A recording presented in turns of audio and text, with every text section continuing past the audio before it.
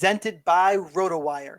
Here to talk UFC Vancouver. Our main event should be a good one, should be pure violence, tons of action. It is Justin Gaethje taking on fan favorite Donald Cowboy Cerrone. Welcome back to the show. I am your host, the Daily Fantasy Sniper, as we talk about this card from top to bottom, all things DraftKings. The co-host, the analyst of the show, the important guys really. It is Chris Olsen up there, Joe Sunsu. Guys, how you doing? Sean, don't downplay your importance. I mean, come on. You're the only one of the three of us that got time with Jimmy Smith. So that's true. Don't downplay that. I'm just here for entertainment. I do other stuff where I analyze, and I do quick analysis here, but you guys go more in depth, and I'm here to berate you, keep the peace a little bit. Like, this is more fun for me. This is, of everything I do, the least analytical and probably the most fun. So happy to hear that. Well, yeah, as long as you're having fun, Sean. Yeah, as long and you get the big bucks. So I mean, that's what's important. In all seriousness, though, I do think it's something that sets us apart. Is we don't want to be as dry. The really successful guys are entertaining. Like, people like listening to Daniel Levy and Shaq talk. That's why Half the Battle is so good. Yeah. And there's other guys. And Paul Shaughnessy is the 5-minute man. Yep. So I mean. He's going to change his even handle from Paul Shag to 5-minute man. There are tons of guys who do good analysis. There really are, but there's only a handful who I think are really entertaining, and I'm hoping we push that boundary here, especially when Chris says ridiculous stuff. Well, I'm praying he picks Tristan Connelly. Praying. Well, to that end, I was gonna do the show in a Jason mask this week, but I didn't. Oh, that would have been awesome. It is Friday the 13th, dude. It is Friday the 13th, yeah, and we have that would have been apropos, and you should have actually gone there. We have some. I have some downright. You have a Jason mask? I don't, which is I thought of it like 15 minutes ago. Actually, Zelda told me I should do it, and I thought, oh, that's a great idea, but. We're too late. So I have some spooky picks for you, though. Don't worry. I'm happy Zelda's still alive. I mean, we gotta get him on sometime. We gotta figure out. I mean, Zelda's like an OG that's just faded into obscurity. No, he still pokes around. He's still our guy. I guess. It's we've lost some interactiveness in terms of with the fans since Chris cut his friggin' hair. Like the trolling that happened with Chris's hair was phenomenal. Yeah, I want to shout out the guys in chat, by the way, who some of the regulars, some new people I see.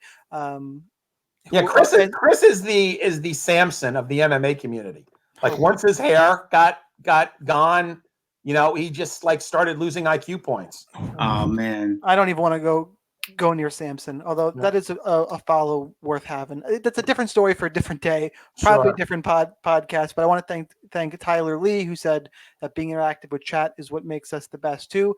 Appreciate that. All the regulars in there who I can see already: Marco, Zelda, Stanley Beauregard, MC Riddle, what the hell is that name, buddy? Tajik Bey. Tajik Bey. Yeah. I am really Stanley Beauregard, baby, and Rodmer. Where is John Church? Come on, man. Well, and John Church. He's an OG.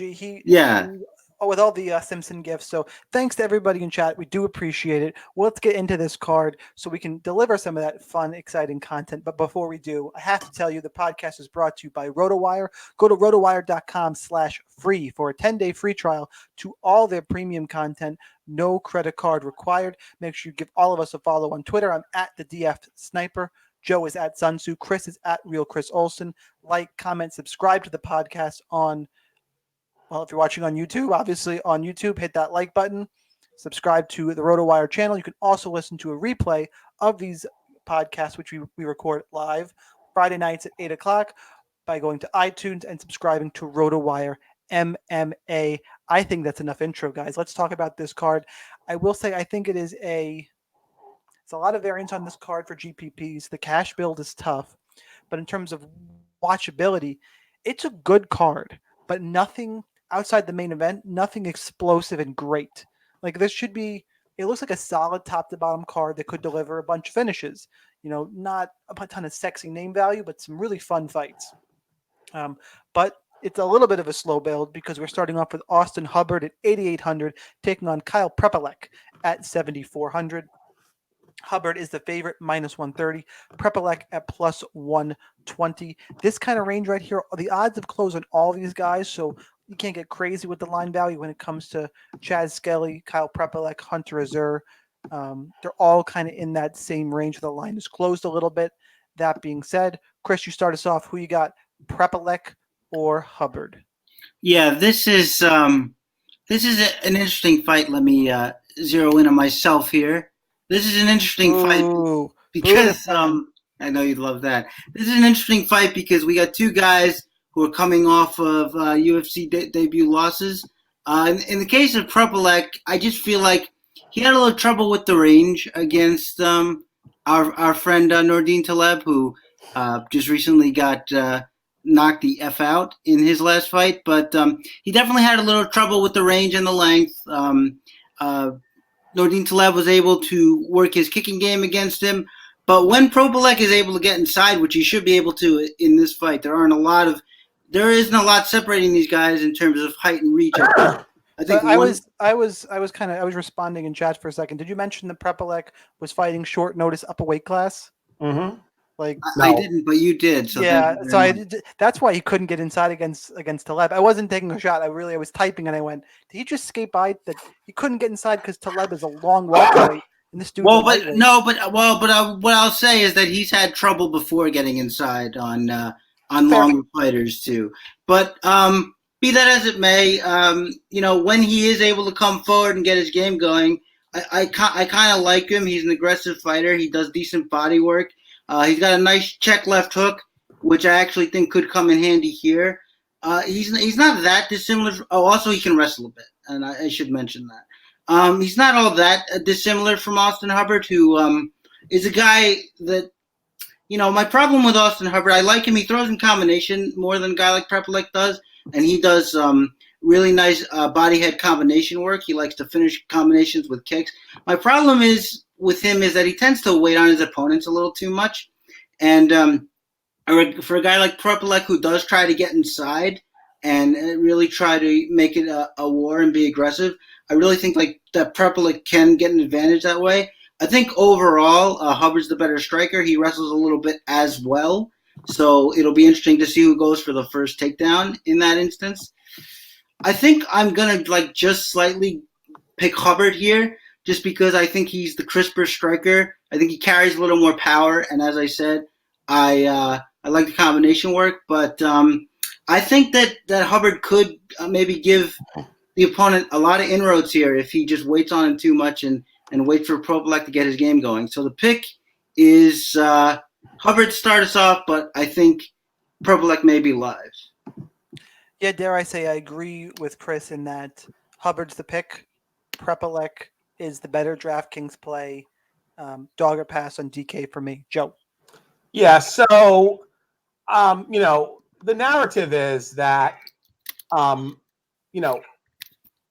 Propitia's last fight against Taleb, that loss perhaps doesn't look as good of a loss as you might think. However, to your earlier point, Taleb is a bricked up 170 that, could easily fight it at middleweight. And, Propitia was stepping up. So I certainly see that, as a decent loss. However, take a look at Austin Hubbard, Elevation Fight Team, which is probably in the running to win Camp of the Year. I know they have that as a vote. Elevation Fight Team is coming off a loss to Davi Ramos, which is a little bit more palatable, and it was a decision loss. Prior to that, what was interesting is his last two victories have come against opponents with a record of 23-4, including an 11-0 guy in Moda who actually trains with Glover Teixeira. So he hasn't exactly been can crushing, but I like his camp. I like the positive trajectory. Davi Ramos is a tough out for your first fight. He was a plus 370 underdog, and it did go to decision. So I like Hubbard here as well. I'm not sure how much of this fight I'm going to have because I can't get a sense of how it's going to score on DraftKings. So I will give Hubbard the victory, but I'd say be cautious in how you play this fight. I wouldn't go overboard because I have a sneaking suspicion it's going to go to a decision and it's not going to score well. So Hubbard is the pick here. All right, moving out. We have Luis Smolka, 9,200, taking on Ryan McDonald at 7,000. Line on this fight, Smolka minus 240, McDonald plus 220. Smolka in his second run in the UFC has been a bit of a head case, but he looks to grapple, press the action. Is Smolka going to lay an egg, or is he going to get the job done here against Ryan McDonald? Joe, break it down. I think this is a really good fight for Smolka. And let's be real here. You look at the price and you're like, shit, Smolka, I got to pay, 9.2K for Smolka. However, if you look at his wins, he has been an extremely DraftKings-friendly fighter. He scored plus 160 in one of his wins, his win against Ben 10 Gwynn. And he even scored over 100 points, I believe, in a loss to Tim Elliott, which was the stack of the year, in, I believe, 2016. So I think this is a better matchup for Luis Smolka. He's going to get a lot of takedowns. He's going to get a lot of grappling points. So I think you can feel relatively confident in paying up for Smolka. He's got a real distinct advantage in grappling. So I do see a lot of scrambles.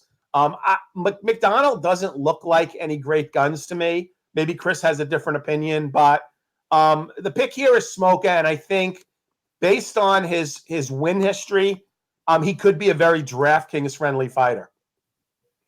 He is. Someone in chat was saying he's going to be very popular. I disagree because, quite frankly, he just said he's 100% of him. He just typed he's only going to have him in one lineup. Like he's only playing single entry. Yeah. Well, then this is a good move then because he will be the least owned of the 9,000 price fighters. Gaethje will be more popular. Pereira will be more popular. Carlos Jr. will be more popular. And Smolka with the grappling upside, should he win, has a very sneaky high ceiling. Somehow sneaky because people gravitate towards those sexy names. The problem is, can you really trust this guy? Chris, can we trust him?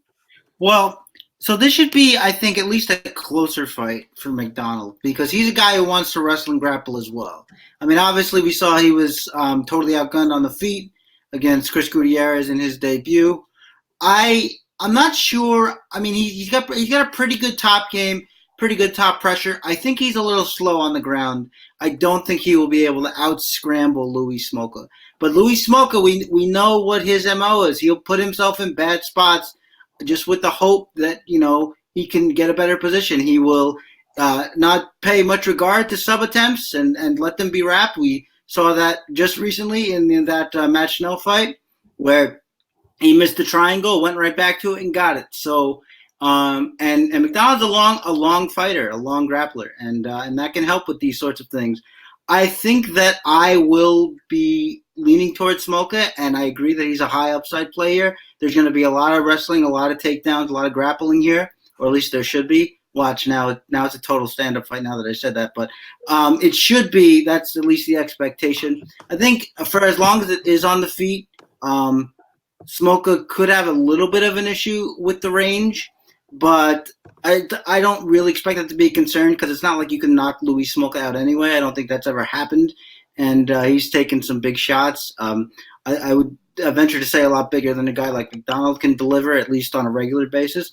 So I expect this to be grapple heavy, which probably means you should have both sides of it, quite frankly, especially since, especially considering how not only cheap, but how many people won't be on McDonald. But I do expect, I mean, when I say both sides, I would say like a 70-30, 80-20 Smolka split. But I do think you should have exposure to both is what I should say. But I'm giving it to Smolka. I think he'll be able to out-scramble McDonald. He's obviously the more seasoned guy, and I'm betting on him to come through here. All right. Yeah. Hey, Sean, before you set up the next fight, I think we had a major faux pas in, and we have to apologize to our millions of listeners that we did not start this pod out with a moment of silence for the patron saint of rock uncool, who just passed away. And I'm talking about no one else than Eddie Money. Eddie Money, yes. Who just passed away. Referred to as by Rolling Stone as the patron saint of rock uncool. I mean, come on. I mean, Eddie Money, former New York City police officer turned rock and roll star. Moment of silence. Go ahead. Go set up the next fight. I'm just going to move on because I thought you were going to start with, I thought you were going to do something September 11th and just, it took me way out of headspace and a moment of silence, but we're here to have fun. Moment of silence for Eddie Money. Let's talk some fights, but moment of silence has passed. And let's move on to Jordan Griffin, 8,700, taking on Chaz Skelly at 7,500. Line in this fight, Griffin minus 150, Skelly plus 140. Griffin a bit of a buzzsaw. Skelly, though, sneaky grappler, was sub last time out, but that was against Bobby Moffitt, who is a submission grappling specialist. For me, this is one of the upsets I'm picking on this card. Razor close fight, but I like the experience of Chaz Skelly, and it's a fight regardless. This fight has a sneaky high inside the distance prop. I expect this to go to a decision. Vegas does not, so take that for what you will. Regardless, I like Chaz Skelly in this one to pull the upset, though not a ton of exposure because there are better fights in this card to target, in my opinion. Chris. Yeah. First of all, let me say that Moffitt submission was not an actual submission, but that's also true. I think it's really hard for me to pick Skelly because he swings his hand like a rusty gate. He's a very awkward mechanical striker. Having said that, though, if I thought that Jordan Griffin would actually try to keep his distance and get his striking going, he's a much more fast, more athletic guy, the crisper striker, of course. If I thought he would try to keep this striking for 15 minutes, I would pick him, but I don't. I think that he thinks, because he's got a lot of submissions on his record. So I think that he thinks that he's a submission grappler, or that he will be going forward. We saw how much he tried to initiate grappling exchanges with Dan Ige. He won a couple of them, to be fair, but for the most part, Dan Ige won the day there, and I think he's gonna not be able to help himself, and I think he's gonna try to enter into the scramble with Skelly here. And when he does, I think Skelly's gonna beat him there very, very handily, guys. They're starting the RIP Joe Rogans in the chat, but that's if you watch any live chat MMA stuff, you'll see a lot of that, and Brian Callen and all of that. But so I'm glad it's migrated here. I hope we don't get too much of it, but I figured I'd have to mention it anyway. So yeah, if I thought that Griffin could stay at range and snipe, I would pick him. But instead, I'm going for a not confident Skelly pick based on the fact that he's going to get the fight he wants. And I will agree with Vegas and say that it ends in a sub. So I'm going Chaz Skelly by submission. Joe. Yeah. So, oh wow, I'm echoing. You hear that? You're good okay. Now. We heard it, but you're good. Well, it sounds like I'm still echoing. Okay, so I'm a bit more confident than Chris and Chaz Skelly here. Jordan Griffin, native psycho of Rufus Sport, was part of that disastrous Milwaukee card where I don't think a Rufus Sport fighter, won a fight on the Milwaukee slate, and he lost to Dan Ige rather convincingly. I think people might be sleeping a bit on Skelly. I see this as maybe a pick'em fight. And Chaz Skelly, this is probably his lowest DraftKings price or salary since his initial fight against Bektik. His first fight against Bektik. So I think at this price point, he could be a slate breaker in a win. And now, like my favorite dog is no longer on the card.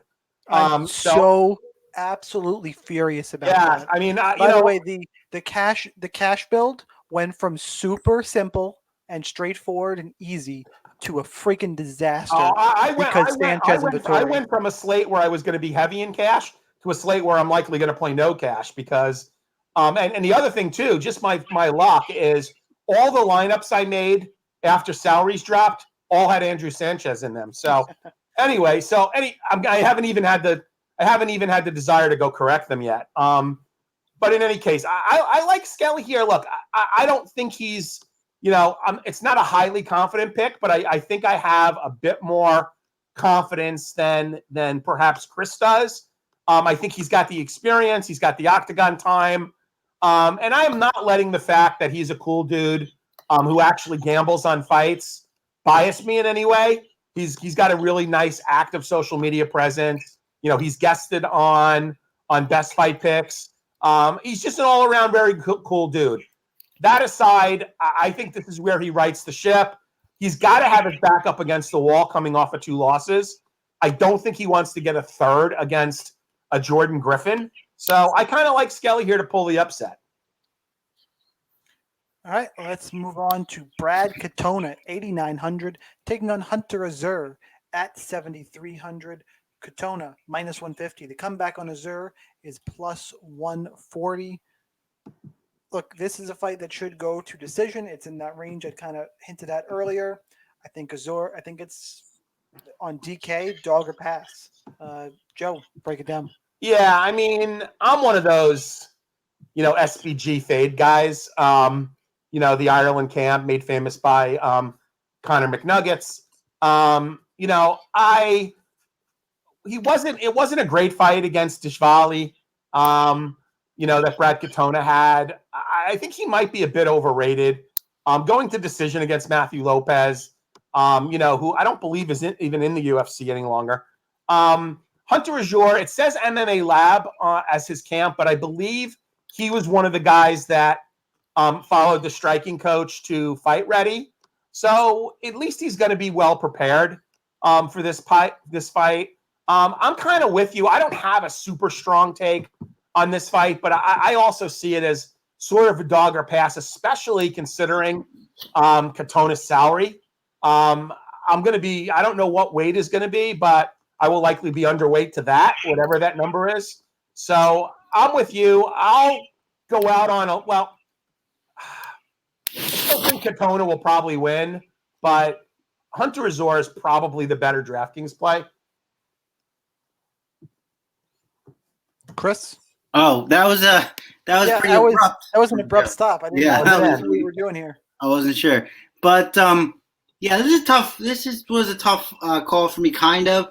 I like Brad Katona a lot, but we just saw him basically to win. He's crap for DraftKings. Well, what I was going to say is we just saw him basically get taken down at will by Dvalishvili there. I think Azure can do much the same thing. I like Azure. He has like a Tyson vibe, sort of. He's like a stocky guy who gets inside and throws big shots and otherwise tries to get takedowns. He's Tyson if Tyson ever did MMA. And by the way, Chris, the first new car I ever owned had the color was Azure blue. So, I knew that name sounded familiar. That's what it is. It's a color. Azure? I think so. Okay. Azure blue. That sounded familiar to me somehow, but yeah, no. Now you know. I like his. And knowing is half the battle, guys. That's right. Yeah. True. But no, I like his skill set fundamentally. Katona's good at staying on the outside, bouncing around, but he gave up a lot of reactive takedowns in that fight, which is something I think Azure can do. Obviously, he could use the jiu-jitsu off his back, maybe in a fight against Azure. We don't know how Azure is, how he is defending off his back, but I just can't really pick Katona here, knowing what I know about that Dvalishvili fight and how easy those takedowns came. So I am going Azure here. Nice. All right. Moving on, we have Miles Johns, 8,600, taking on Cole Smith at 7,600. Miles John, the favorite in a line that has closed a little bit, minus 130. Come back on Cole Smith, plus 120. Miles Johns, way better athlete. Is green is the issue here. Can he keep his composure on the road in his UFC debut? I just think he's the better fighter. It's a matter of can he hold it together based on those things. I'm not impressed with Cole Smith. Give me Miles John in this one. Chris, start us off. Yeah, Miles John, kind of a weird fighter. He's a wrestler grappler who basically just tries to kick and keep distance on the feet. Now that can be interesting here because Miles Johns is like a short, stocky guy. So if Cole Smith can use kicks and keep the distance, it'll be interesting to see. And the other thing we have to see is Miles Johns got kind of tired in that Contender Series fight. So let's say Cole Smith uses some of those teep kicks, get some of his own offensive wrestling going, even if he doesn't outright win every exchange. Can he trick the gas tank and wear a guy like Miles Johns down? Miles Johns actually pretty similar to Azure he likes to throw bombs and use his wrestling. Although I would say he's a little bit like I saw people out at the time comparing him to Tay Edwards. I don't like that comparison because one, Miles Johns actually uses his wrestling in the cage other times other than he's forced to, and two, he can throw a little 1-2, a little jab. He's not just big winging shots, although he does that as well. I think Cole Smith has more path than what's your name? Than Sean does. There you go. But I do think that this is. I gotta say that his most likely path is through cage grinding that scores like crap for DraftKings.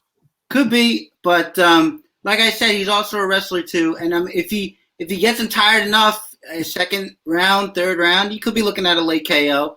You know, when these guys get tested, and that another thing to mention too is they did a lot of wrestling in that Gagnon fight.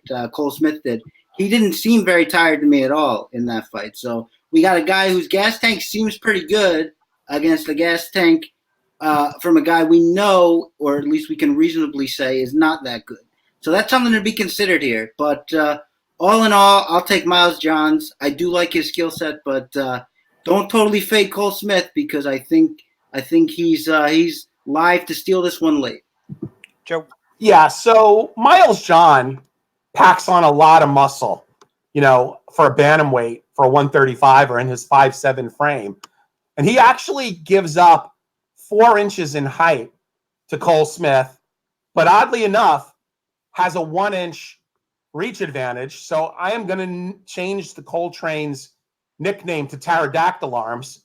At a 4-inch height, but loses an inch in reach. Artem Lobov. Yeah, Artem Lobov, right? Yeah, 65-inch reach. Look, I could see getting tired packing on that much muscle at only 5'7" and only weighing 135. This is a tough one. I mean, Cole Smith is the local guy, right? He's undefeated at 7-0. Miles Johns, I believe, was the LFA bantamweight champion, which he won by split decision. So I'm guessing, although I would be happy to be proven wrong if this is inaccurate, just based on the regional scene where these two have fought, I would give a leg up to Miles John. Also, I heard from our friends at Dog or Pass that Miles John actually asked for this fight.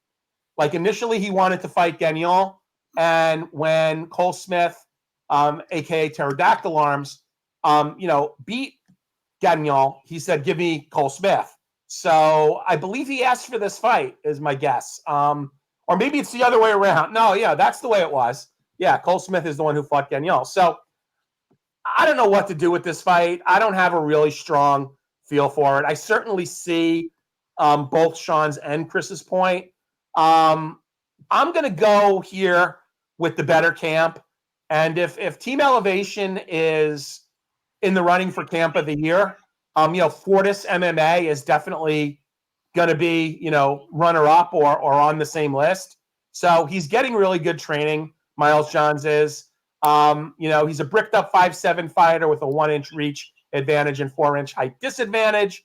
So I will pick Miles Johns, but I don't necessarily think this is a great fight to target on DK unless you really have a solid feel. And Cole Smith is probably the better DraftKings play. So I'll pick Miles John to win the fight. But Cole Smith is probably the better DraftKings play. Marcin Tybura, 8,400, taking on Augusto Sakai at 7,800. Tybura. Oh, this line is flipped.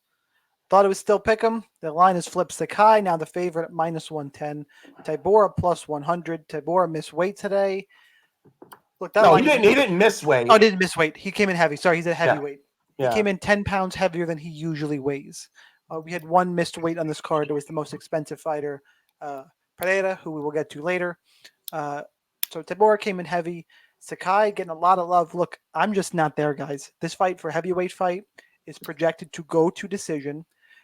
Augusto Sakai is, look, his UFC tenure includes a win over Chase Sherman. Joe can just talk about how horrendous Chase Sherman is. And Andrei Arlovsky, who was robbed. And by the way, Sakai scored 51 points in that fight. So while there's line value here, God, it's he could win and just not score anything. The issue here is Marcin Tybura is 1-3 in his last 4, but he's losing to Fabricio Verdum, Derek Lewis, Shamil Abdurakhimov. You know, he beat Stefan Struve. He beat Arlovsky. Like, he's faced better competition. The issue is he declining? Maybe. Ultimately, though, I think Tybura is a better striker. I think he's got the path to victory through grappling. Everyone's just fading this, Tybura's chin and him declining, which is valid, I guess, but I'm just not quite there yet. It's heavyweight, guys, and I don't think Sakai is that good. So I guess now I'm taking the more expensive fighter for the upset. Give me Marcin Tybura, and I'm going to go against the field here. People are going to play Sakai. I'm going to go underweight, and hopefully he turns into the regional prospect I think he is, and there's a lot of dead lineups out there. Who's starting this one? I think it's Chris. Is it Chris or no? Joe. Yeah. Joe. Okay, so no problem. So Marcin Tybura, Polish fighter, probably just had a little bit too much kibasi and pierogis and gołąbkis through training. In all seriousness, though, that actually the weight being over concerns me, because one of the narratives out there is with this losing streak, he's not getting towards a title. Is he done with MMA? And now you're going to come in potentially a little more out of shape? Yeah, I mean, okay, I get that. However, I am with you where I don't necessarily buy into the line value here. I thought that Arlovsky won the last fight against everyone did against Sakai. Look, the narrative here is the loss to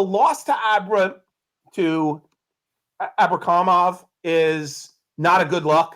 Getting KO'd by him, it's not a good look, especially after coming off a win against, Stefan Struve, and look, going into deep waters with both Lewis and Verdum. If that fighter shows up, the guy who was, 1-2 going into his fight with Abramov, then he should really beat Sakai quite easily here. And in his wins, he's actually scored pretty decently. He scored 69 points in a loss to Verdum, as at 6.9K. He 85 points against Struve at 9K is not great, but he's put up some okay scores. He's not a finisher typically. So it's, in all likelihood, it could go to decision. And, Sakai is not a small fighter either. I'm not sure what he weighed in at today, but, he typically pushes 260, 258, when he fights. So he starts to get tired as the fight goes later as well. And I think Tybura might have a wrestling advantage, in this fight. So I'm going to go ahead and pick Tybura. I'm going to go against the line value, which I know is dangerous, but give me Tybura here. Yeah, we're getting some talk in chat about Joe's pronunciation of Shamil Abdurakhimov. And I don't want to hear from you, Chris. I destroy names on this podcast until we get to the Spanish names. Then I'm in a whole. Well, I hope chat realizes that at least 70% of the time I mispronounce the names on purpose. Well, the first one you did was too obvious. I didn't like that one, but Abdurakhimov. Which one? McNuggets or Propecia? No, Propecia, yeah. Okay. Why? Are you just sensitive to Propecia for some reason? Oh, no. Well, is that why your hair the way it is? But I just think, it should be believable that he's mispronouncing. Okay, fair enough. Yeah. Either way, I want another cut up, like an after show cut up of all the names he says.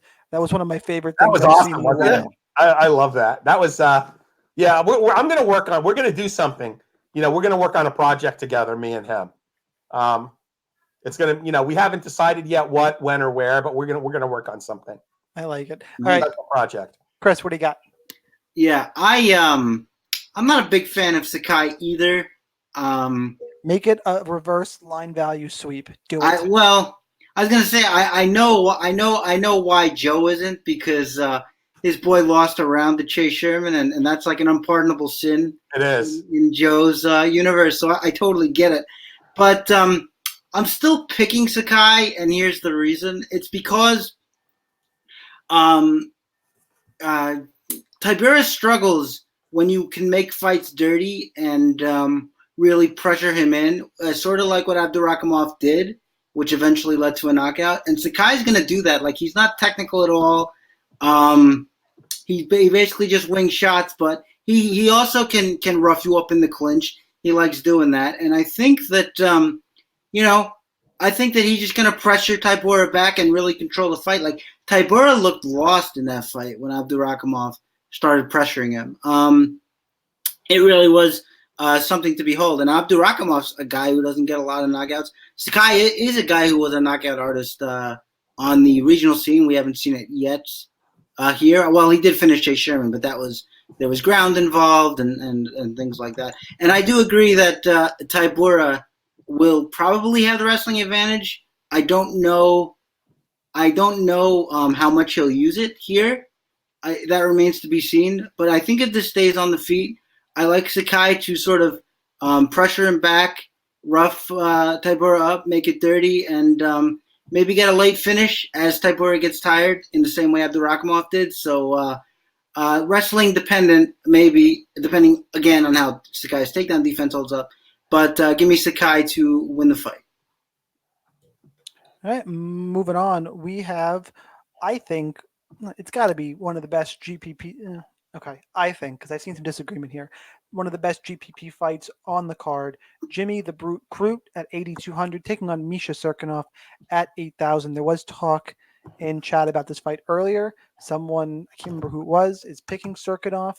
I should get to the line first before I do this. The line for this one, by the way, Jimmy Crute, it's pick'em, by the way, minus 105 apiece, minus 110, depends where you are. Straight pick'em, mid-range fight, makes sense. Look, Misha Cirkunov can win this fight if he can stay conscious for it. And I don't think he can. I mean, come on. He's had 5 straight fights, end in the first round. In 3 of them, he was knocked out. Johnny Walker, Glover Teixeira knocked him out. Volkan Ozdemir knocked him out with a rabbit punch, basically. And Jimmy Crute, young guy, explosive athlete, getting bigger. He is going to be enormous, I think, come tomorrow. Knocked out Sam Alvey, did have a submission win against Paul Craig, but he was controlled for part of that. But I think he's got enough grappling to not get subbed by Misha Cirkunov. I do think that's the case. And even if Cirkunov gets him down in the first round, I'm not so sure he's going to tear through him and get a quick sub. I think Crute's ground game is good enough to survive that. And in the second round, he'll knock him out. I just don't trust Misha Cirkunov's chin. I think it's gone. I think Crute's the better striker. He'll be moving forward. He'll be aggressive. I like Jimmy Crute, one of the better GPP plays on the card. And because of how the freaking screwy this card is, I'm considering Jimmy Crute in cash. That's how confident I am that Misha Cirkunov's chin is just toasted. Chris. Yeah, I'm pretty confident in Jimmy Crute too, but since I can't just agree with you all damn it. without being contrarian, hold on, you'll enjoy this. I have to throw this in that I think not only does he have an edge on the feet, I suspect he may be the better grappler as well. Talk about subbing Paul Craig. That's no joke. It's not like it's not like Paul Craig is a walkover. We think of him as maybe not a great fighter, and so everyone loves to hate on him. Everybody, right? So we downplay his skills on the ground, but he is a black belt, I believe, and a very strong grappler. So for Crute to not only survive there but sub Paul Craig, I think is very impressive. And I also think that Misha Cirkunov struggles against grapplers who are stronger than he is. I mean, we talk about the first round, if you want to use the word fluky KOs that he's been a party to of late. But what about the Glover Teixeira fight where he was winning on the feet, got taken down, and then lost the fight almost immediately? So I think that Crute may be the better grappler. I'm going to bank on that. But even if he's not, I do think he's a better striker. I think that Cirkunov plods a little bit too much for me, and it's not that Jim Crute is a huge mover in the cage, but I think he's better at keeping distance than a guy like Cirkunov. Actually, I also think he's a better counterpuncher and a sharper counterpuncher. We saw him land the nightmare shot against Sam Alvey there, and so yeah, I think he's got a lot of advantage coming in here, and I think. It could be a quick night either way, but I'm betting on Jimmy Crute to get that stoppage. I got to go to chat real quick. Shout out to Tyler Lee with my favorite comment of the episode so far. We all want to see Crute versus Misha Tate, which is a whole different kind of video. And yes. Misha Tate has those pictures out there. So, yep. I mean, what pictures? Misha Tate was really, you don't know this? No. We really might want to go offline for this, but Misha Tate was part of that big celebrity hack where there were a bunch of nudes floating around. Oh, got it. Yeah. So you can see all of Misha Tate in your free time, Joe. Awesome. Okay. But before that, give us Cirkunov versus Crute. So I'm not going to give any hardcore analysis. All as I'm going to say is, in the words of the notorious B.I.G., gimme Crute, gimme Crute, gimme Crute. Against Circuit City. Crute all the way, baby. God, we're all on Crute. I'm getting nervous. All right, here we go. Anyway, moving on. We have Antonio Carlos Jr., 9,100. I'm just going to call him Shoeface, taking on Uriah Hall at 7,100. Line of this fight, Shoeface minus 245. Come back on Hall plus 225. I have to say before we do this, and I've been putting this out everywhere, I am a really big Antonio Carlos Jr. fan. I watched the whole season at Tough. Like the guy, he's a middleweight. He's fought at heavyweight. Heavy hands, world-class BJJ. Right up my alley. There has been, we know his kryptonite now, unfortunately. I was pegging this guy as a future champ. He's got a hole to close, and that is against top pressure grapplers. That's, what Ian Heinisch did to him. That's why he lost that fight. The Dan Kelly fight, if people want to throw that back at me, let's move past it because Antonio Carlos Jr. lost that fight because he beat the snot out of Dan Kelly for 10 minutes, tired himself out, and Kelly got a finish. And Patrick Cummins did the same thing, the top pressure grappling. Those are his losses. Uriah Hall, obviously not going to do that. Crazy power, live to a knockout. But whoever's wanted to take down Uriah Hall has, Christoph Jacko did it. You go to the ground with ACJ, it's game over. So give me Antonio Carlos Jr. I think he gets this one done. Uriah Hall is live to that, flash knockout. He was losing to Bevan Lewis last time out. Uriah Hall is losing every second of a fight until he knocks you out. So for me to say that can't happen here would be silly, but Carlos Jr. is the pick. Joe. Yeah, I'm just like frustrated that we have to keep this show PG-13 because after talking about Misha Tate's nude, you Googled it already? You just said I got a hole to fill. So I this is actually way too good to pass up on. Chat is pretty surprised that you had no idea about that. I know, but I mean, they should even be more surprised that you followed up Misha Tate nudes with a hole to fill. And then people are talking about it's spiraled in chat. We're talking about Jessamine Duke, and I love you guys. Yeah. Okay. Uriah Hall has got a puncher's chance. I actually mistakenly thought he was younger than he actually is. He's 35, trains at Tiger Schulman, Arce, some good strikers actually. Great striking camp. Jimmy Rivera. Good striking camp. Tiger Schulman's. But my only concern about Shoeface is cardio. He has shown the ability that if he cannot get that early finish, to get frustrated and burn himself out. He is a fairly muscular fighter, and I could certainly see him moving up a weight class at some point. And we did see what happened when he gassed out against guys like Dan Kelly.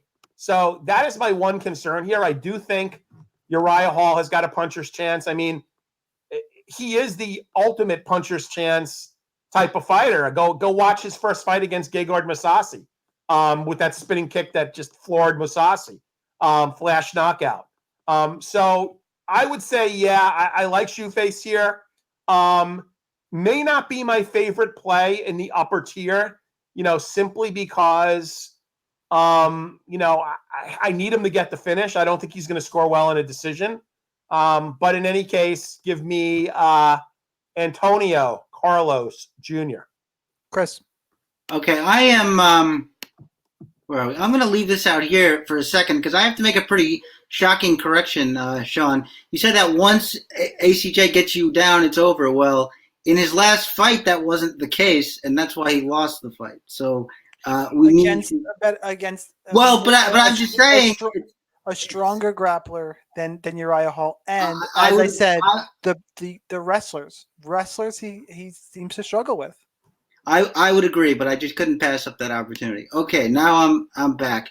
You're gonna go ahead and pick Uriah Hall now? I'm not. I love Uriah Hall. He's a good guy, and he's got incredible power for this division. Coming off back-to-back one-punch absolute killers. I love him so much, and with the spinning stuff and the whole thing. But the problem is he's just such a slow starter. We've seen it in so many of his fights. And that he really just can't get going until he gets hurt, it seems like. And we've seen him also get not only taken down, but trapped on the ground.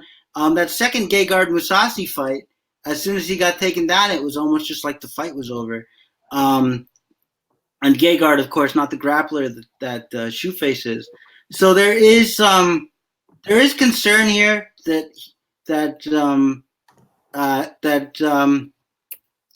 oh my God, what's his name? Who's fighting Antônio Carlos Jr.? Uriah Hall. Thank you so much. There is concern that Uriah Hall could survive and then land the shot, but I don't like. I hate to compare this because the two fighters aren't at all similar, and Uriah Hall's way better. But if I just have to compare two recent Carlos Jr. fights, I think this looks more like the Jack Marshman fight than it does the Ian Heinisch fight, which pains me to say.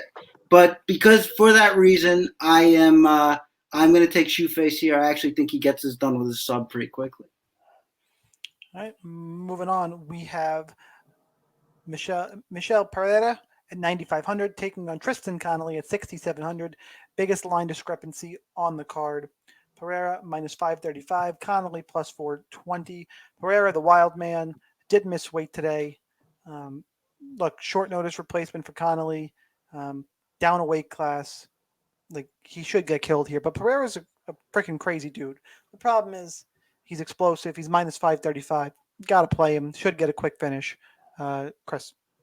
So I am going to put out the big yield sign here on Pereira. No. Wait. We're not letting you half-ass this. No. I'm going to build up to it. Just hang on. Wait, who missed weight? I'm sorry. Pereira did. Pereira. Okay. Fight's still on 20%. Ryan Barton says Chris takes Connelly or we riot. Well, just let me work up to it here. Now, the first thing I want to mention is that Pereira has 9 losses, and for a guy who's never been in Bellator, never been in any other real credible organization, 9 losses is a lot to have on a regional scene. The reason he's got 9 losses, or one of the reasons, one of his most recent knockout loss. Look, Pereira suffers from a lot of these same deficiencies as a guy like I don't remember anyone's name today, who knocked out Korean Zombie at the last second. Yair Rodriguez. Yeah, he has a lot of deficiencies as a guy like Yair Rodriguez does. He's a lot of big explosive movements, a lot of fun kind of things. But if you can pressure him and trap him against the fence, you can limit that movement and give him nowhere to go. And that's exactly what the last opponent who knocked him out did. Got a clean KO against the fence. And I think that Connelly can do something like that here. I know that his game plan is going to be to pressure. From the footage I've seen of him, that's what he likes to do. And that's what you have to do. You cannot allow Pereira to get any space at all, or he's just going to kill you. So I think that he's going to come in with the right game plan. Pereira is basically a single power striker. When he gets you hurt, he can come in with combinations, but he's basically the single striker. He can throw it down the middle good.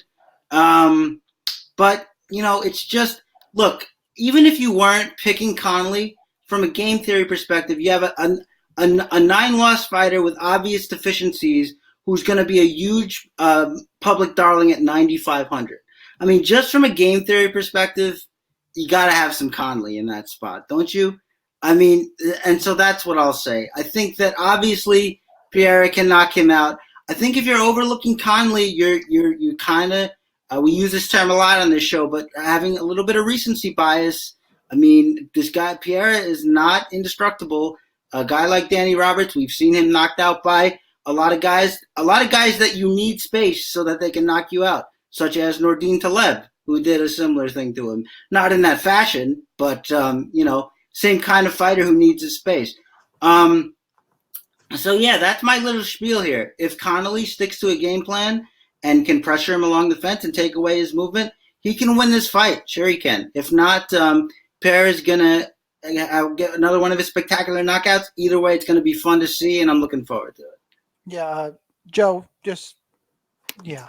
Yeah, so look, I hate to say this. I actually agree with some of Chris's points here. Oh, my God. About Pereira. I mean, 9 losses for a guy who fought in the Serbian battle scene is quite a lot. 2 of those losses, believe it or not, are actually to his brother. Is that true? Look it bananas. Look it up on Tapology. His brother Rubenilton Pereira, he lost twice to him consecutively. So who knows what was going on there? A little home cooking, perhaps. Connelly was the mom judging the fight? I don't know. It was in the Para promotion. Connelly, on the other hand, is riding a 8-1 win streak. His lone loss coming to Shaolin Shane, former UFC fighter. Decent UFC fighter, also Canadian. I believe Connelly took this fight on short notice, right? Yes. 4 days it was. Yeah, 4 days notice, and he makes weight, which is kind of embarrassing for Pereira. He's up a weight class. Yeah, I guess that's true too. He's going up a weight class.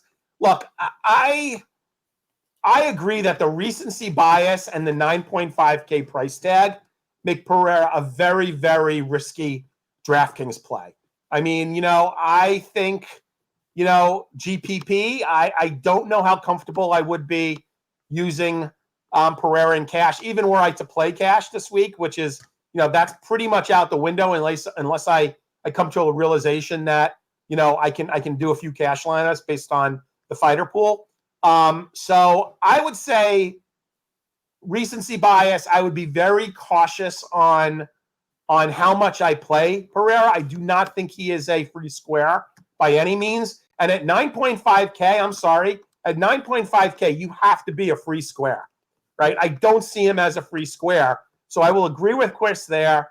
I do think you should have some shares of Connelly and GPP, and be very careful, manage your ownership of Pereira. Now, of course, he could go out and smoke this guy in the first round. I don't personally think it's going to happen.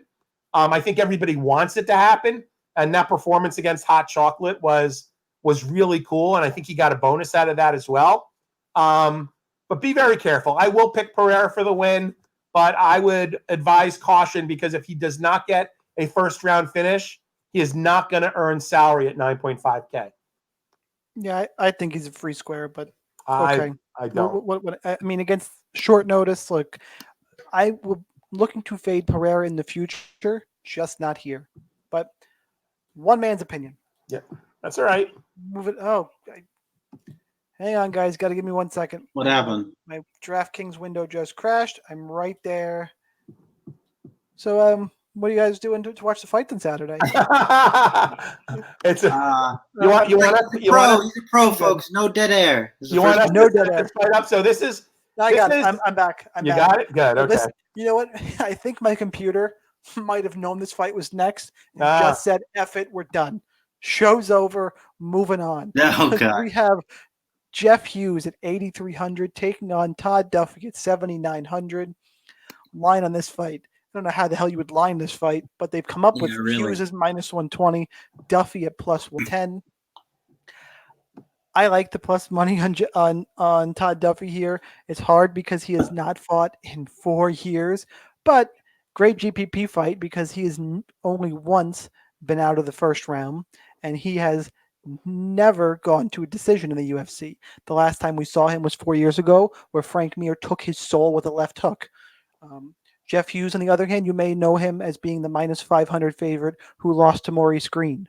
So there's that. Duffy's going to press forward. Got 4 minutes of pace in him. I think he gets the finish. If he doesn't, he'll lose. I think it's more likely than not that Duffee wins here. He's been around forever. We haven't seen him in a while. He's only 33. That's prime heavyweight age. So give me Todd Duffee in this one, and let's hope it's fun while it lasts, because this fight is, I don't know how the hell you come up with this one, much less put it as the third to last fight on this card. Joe. Yeah, this is a GPP fight. You've got a bricked up, Todd Duffee. Duffee going into this fight after taking off 4 years, although I did see that he had a fight scheduled in 217 against Mark Badbeer. That did not come to fruition for some reason. Oh, it was a canceled bout. Is this his first post-USADA fight? Yes. Yeah, this is his first post-USADA fight. That's interesting. Now, again, here's a guy that fought, I love chat. Post-USADA against a competitive eater. Yeah, it's a competitive eater. Marco, thank you. Here's a guy who, 9 years ago, in 2010, when he was 24 years old, fought Alistair Overeem in K1. Now, yes, he got lit up in 19 seconds in the first round as a plus 375 underdog, but here he is 9 years later at the tender age of 33, riding a 3-1 streak, although that was sort of a bad KO loss to Frank Mir, finishing Big Train Hamilton, Phil DeFries, and Neil Grove. And all victories in the first round, and the loss came in the first round. So four fights, 3 wins and 1 loss, all first round finishes. And apparently, if you listen to our good friends at Dogger Pass, he has battled throughout his career anxiety, and he let that manifest the way that he actually fights, meaning he wants to get into the ring and get the fight over with as soon as possible, meaning either he gets the KO or the other guy finishes him. Now, I don't know. I haven't seen any interviews. I don't know if James Lynch, did an interview with Duffee. I'm going to have to go check that out. I wonder if he addresses his anxiety and whether he's worked on that and has fixed it. Because if we look at that same type of fight, I mean, the play here is probably the under if you're betting it, or to not go the distance. But other than that, I mean, you definitely should have shares of this fight in GPPs. Because we're likely going to get a finish. It's lower level heavyweights, and it's closely lined. I mean, I see this as a pick'em fight. So I'm going to say that Duffee gets it done here. But if this fight doesn't end in the first round, I would probably shift the advantage to use. So if you have the ability to live bet, I would think about maybe following this fight while it's going on, and then if Duffee doesn't, finish Hughes in the first round, maybe drop a little something on Hughes in round 2. But I'm going to pick Duffee to win here. Chris. So I'm a little surprised that you're both going Duffee. Look, there's only one fighter in this matchup who moves his head, and it ain't Duffee. Yeah, he moves his head to eat some tacos. Like, he moves his head to chew. The problem is, aside from taco eating, I guess, the problem is that taco eating is never a problem. Todd Duffee, that is true. I'm going to make that into a t-shirt. The problem is that Todd Duffee only does a couple of things. He throws a 1-2, he pressures, and whoever knocks the other guy out, knocks the other guy out. Hughes, I agree, he doesn't look like a great fighter. At least he's calm in there. You just talked about anxiety, and I didn't know that about him, but it shows, obviously, the way that he goes after his fights. Now, could he have worked on that? Could it be different? It could be. We have no way of knowing. So we have to operate, I think, we have to operate based on the fact that he still does that, because I think it's, facts that are not in evidence to go any other way. But Jeff Hughes is at least calm in there. He can slip shots. I mean, if you go back to the Frank Mir fight, and I don't know how much relevance this even has now, but the shot he got countered thrown was this really sloppy leaping left hook. You just can't pick somebody to win a fight who fights like Todd Duffee. I mean, at least I can. I'm sorry. Could he knock him out? Sure. Connelly? Huh? You can pick Tristan Connelly. I stopped short of giving I said he's GTO if there are poker players among us. I say he is the game theory play. But getting back to this, I think that, look, I would go further than Joe, who said that this is a GPP fight. I would say if you're making 10, it's 5-5.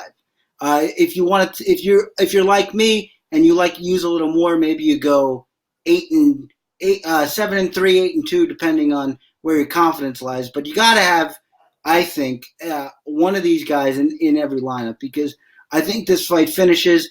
I've got to pick the guy who at least looks like he is composed in a fight and moves his head a little bit, and that is Jeff Hughes, so I'm picking him for the stoppage. As much as I want to make a Taco Bell joke, I'm just going to move on to Nikita Krylov at 8,500, taking on Glover Teixeira at 7,700. Another great GPP fight, minus 125 for Krylov. Comeback on Glover plus 115. Give me Glover in this one to pull the moderate upset. I don't think he's done yet, but the chin is definitely an issue. Both of his last 2 wins, he has been hurt badly. Comeback, gets the finish. The thing is with Krylov, he can be taken down. He can be submitted. We've seen it before. GPP fight, but give me Glover Teixeira, as I'm not totally sold on Nikita Krylov. He, best win of his career last time out against Ovens St. Peru. I get it, but St. Peru is a little bit overrated and schizophrenic. Other than that, lost to Jan Blachowicz, lost to Misha Cirkunov. His wins: Ed Herman, Franco Barboso, Marcos Rogerio de Lima, Nedkov, Donovan. Glover is a big step up. The issue is Glover's chin. That's why Krylov is live for sure. GPP. Love this fight. Oh, it's saying the name Blachowicz reminded me, just to circle back real quick. When we're talking about Tybura and his weight, because he's Polish, he needs to get on whatever the hell Blachowicz has been on. Those are the drugs that Tybura needs, or supplements, excuse me. Supplements. Anyway, Krylov Teixeira. Chris. Yeah, hang on a minute here. Let me get my close-up. Here we go. I think that this is maybe another myth that needs to go away, that Glover Teixeira doesn't have a chin. You guys know. Come on. Listen, you guys know how I feel about this.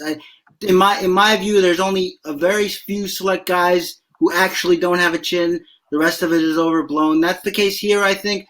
Look, if you look at his can I just ask? I'm sorry. Can I just ask? Does Misha Cirkunov fall into that category? I don't know, because all of his one-shot knockouts, he got hit pretty clean. Once he got hit behind the ear, Johnny Walker annihilated him, so it's tough to say. But just heading back here for a second, look, he took some really hard shots in that Ion Cutelaba fight, and he was getting tagged up by Cirkunov before he turned that fight around and won it. And Roberson, too, for that matter. Yes. All 3 of those fights. Yep. Come to think of it. So I think it's a little bit hasty to say Glover doesn't have a chin. I also think that Krylov is sort of like Cirkunov, only worse in the sense that he loses to better grapplers. And look, Glover Teixeira certainly is that. Could he knock Glover out? Sure, but I think Glover survives, as he's done so many times before, so many recent times before. I would agree. I don't think the pocket boxing of Teixeira is going to be that effective against the length of a guy like Krylov, but I don't think it's going to matter. I think Glover gets him down. I think he subs him out, and I think this is easy work, if I'm being honest. So I'm going Glover Teixeira. Joe. Nice. So I have a bit of a greasy theory about this fight, but first of all, Krylov is 27 years old, right, and has fought 32 times. To put that in perspective, Glover Teixeira is 12 years older and only has 4 more fights than Nikita. My greasy theory is this. Krylov is a unique pro-Russian Ukrainian, which is not very popular if you're from the Ukraine. But also, I think his career started to go to shit when he changed his nickname from Al Capone to the Miner. So Nikita Al Capone Krylov is a much more badass name than Nikita the Miner Krylov. And I honestly think that name change has affected his career adversely. Okay, let's move on to the fight. That's silly. Well, no, I really honestly believe that. So anyway, my concern is speed. Because I agree, Teixeira was in trouble in each of his last few fights. He was almost, knocked out standing by Roberson, and then he got a hold of him and dragged him down, and it was over. So my one concern, and I should say right up front, I am picking Teixeira's win as well. I like him a fair amount. However, there is a path to victory for Krylov. Primarily it's to keep it standing, and 2, to take advantage of his speed. I've never seen Krylov as a high IQ type of fighter, though, so I don't know if he's going to be able to follow that game plan. I've ridden Teixeira, as the dog in his last few fights, and I'm going to ride him again here. But there is a path to victory for Krylov, and I would advise having some Krylov in your GPP lineups. All right, it is main event time. Justin Gaethje, 9,000. Donald Cowboy Cerrone, 7,200. Line on this fight, Gaethje minus 170. Cerrone plus 160. We all know what this fight is. Gaethje super pressure. Cowboy UFC record and finishes. Will Gaethje break? Is Cerrone going to break? Should be violent as long as it lasts. Stack it up in cash. All in GPPs. I lean towards Gaethje here. I think eventually we're gonna revisit the Cerrone has a weak body talk after this fight. Gaethje does great work to the legs, to the body. I don't think Cerrone can get him down. Cerrone's obviously alive because Gaethje just absorbs punishment, but at some point it's going to go, and referees are getting quicker to step in and not let him just stand there and eat 75 shots. He'll take a ton of damage. Cerrone with that high kick can put anybody down, even Gaethje. But I just think the pressure of Gaethje is going to get to Cerrone eventually. He doesn't like when people are in his face, and that is what Gaethje is going to do. So give me Gaethje here, but great DraftKings fight to end the day. Joe, start us off. Yeah, so, okay. So let's be straight up here. Cerrone is, who I love, is 3 months removed from taking a hellacious, some would say, life-changing beating at the hands of Tony Ferguson. I don't know. I mean, I get that he is looking to make money, and he's main eventing here. But I honestly, I know he's an active fighter, but that's too soon considering the beating he took. I like Gaethje. I have more than a lean to Gaethje. I think Cerrone has really got one path to victory in my eyes, and that's getting the fight to the ground. Although my good friend Brett Apley does not see this fight going to the ground because he believes that Justin Gaethje's wrestling, which we never see, will keep Cerrone from trying to get this fight to the ground, and in turn will make it a stand-up affair where, in my opinion, the constant pressure of Gaethje will will win, and he'll get a stoppage, or Cerrone might just throw the towel. But I don't see a path to victory for Cerrone standing. And if he truly is not going to try to get it to the ground, then I have to favor Gaethje a lot. And I think he is priced right. I think, unfortunately, he's going to be extremely popular. Although there are a legion of Cerrone of supporters, and Cerrone has made money for a lot of people, both on DK and in wagering over the course of his career. So he'll get some ownership.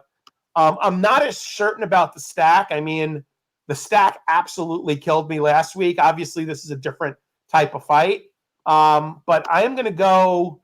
I have a pretty strong opinion on Gaethje here. I will have a few shares of Cerrone just because you never know. Gaethje has been beat before. He's been rocked. He's been hurt. I don't think Cerrone's going to have a speed advantage. But give me Gaethje here and play a few shares of Cerrone on DraftKings. Chris. So I've had to readjust the way I think about Justin Gaethje in his last two fights. When he came in, I didn't like him because he was a guy who just tried to break you in deep waters. I think coming in, he has like 2 KOs on his record.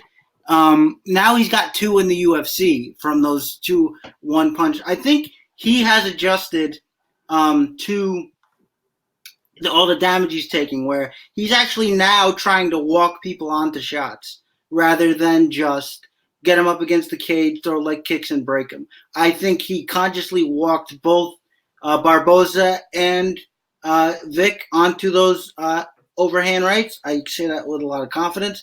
I think that this is an interesting fight because, look, we know that we know 2 things. We know that Cowboy has been susceptible to pressure, but we also know that he's found ways to deal with that pressure effectively in recent fights. Clinching up of Mike Perry, landing those body knees against Alex Hernandez, and he's flashing a really good stiff jab that I don't remember him having before, at least not to this frequency or as quite as stinging as this. So all of that's going to be interesting, but ultimately I think this is kind of like the Tony Ferguson fight in that this is just another level of pressure from those guys, and I think it's going to be really hard unless he really hits him with something that can change the fight early. I think it's going to be really hard for him to get in deep waters with a guy like Gaethje. I'm picking Gaethje to win here, but this is another one of those fun fights for me where can Cowboy use his jab, use certain tools in his toolbox to mitigate that pressure? We're going to see, but for right now, I'm taking Gaethje for the win.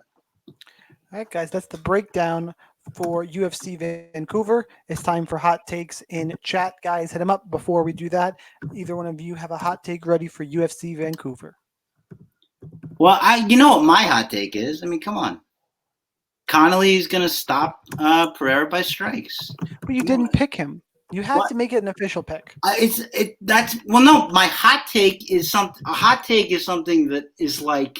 Well, hot take is something you should still believe is going to happen, though. I do believe it.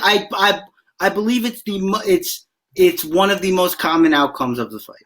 So you're picking it. Sure, we'll go with there. We go. That's better. Man, I'm good at this. Okay, hot take. Let me give up mine. I'm going to say that I don't even know if this is a hot take. Can I say? Hang on. Is it a hot take to say every fight on the main card ends in a finish? Is that? I don't even know if that's really a hot take. It could be a hot take. I mean, I'll allow it. Yeah. I mean, looking at the fight, it's really not. Yeah. No, I don't accept it. Go back. Do another one. Let's say do another one. 5 of the 6 winning GP. 5 of the 6 spots in the winning GPP roster will come from the last 5 fights of the night. It's going to be you need to get the last 5 fights of the night right, and then somewhere else in the card.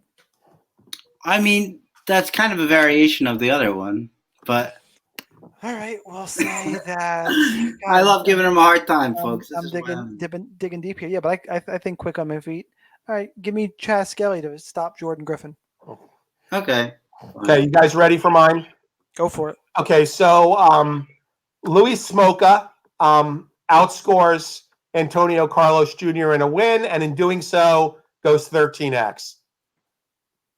All right, you know what? I'll allow that because of how specific it is. I'm getting really really judgmental about these now. Right. I'm going to roll through some viewer hot takes because we started off the episode giving these guys a bunch of props. I want to continue that, so I'm going to read a bunch because a bunch came in. John Tiller, Azure, and Johns on the optimal lineup. Mm-hmm. Will Tuska, hot take, nuts lineup leaves 1,000 on the table.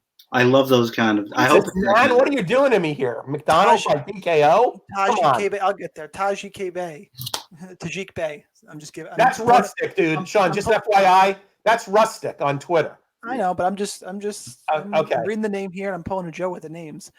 Cowboy retires after his fight. Really don't see that. Yeah. I might have him. Nandalal, Sakai on the optimal. One way. Pereira is going to KO himself with a cartwheel kick. I like that. I like that one a lot. That's a good one. Geronimo, Jordan Griffin, and Uriah Hall get KOs. Ryan, Jordan Griffin inside the distance. Vince, Duffee by spinning back fist in less than 2 minutes. All right. So those are some viewer hot takes, guys. Really appreciate all your support. Make sure you follow all of us on Twitter. I'm at the DF Sniper. Chris is at Real Chris Olsen. Joe is at Sun Tzu. Episode presented by RotoWire. Go to rotowire.com/free 10-day free trial to all their premium content. No credit card required. Like, comment, subscribe on YouTube and iTunes. Once again, thanks everyone for the support. Good luck in your contest. We will see you next week. Peace. Later.